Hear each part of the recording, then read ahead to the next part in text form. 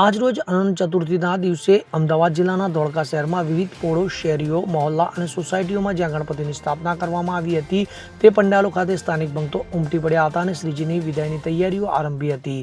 ધોળકા ખાતે Prahlad gate police ચોકી પાસે આવેલા ખોડિયાર ચોકમાં ખોડિયાર યુવક મંડળ દ્વારા ગણેશ ચતુર્થીની અનંત ચતુર્દશી સુધી 10 દિવસ સુધી ગણપતિ મહોત્સવનું ભવ્ય આયોજન કરવામાં આવ્યું હતું. ત્યારે આજરોજ શનિવાર બપોરે 2 વાગે ગણેશજીને વિદાય આપવા આયોજકો અને સ્થાનિકો ભક્તો એકઠા થયા હતા, જ્યાં ગરબાનો કાર્યક્રમ પણ યોજાયો હતો.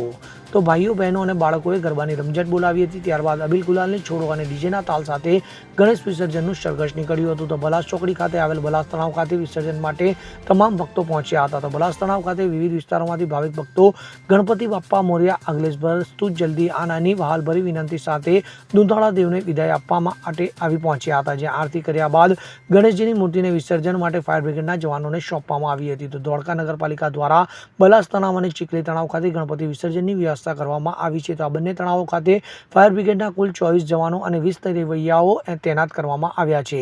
તો ક્રેનની પણ વ્યવસ્થા ગોઠવવામાં આવી છે. તો આ બંને તળાવો ખાતે ધોળકા ટાઉન પોલીસ દ્વારા જરૂરી બંદોબસ્ત પણ ગોઠવવામાં આવ્યો હતો.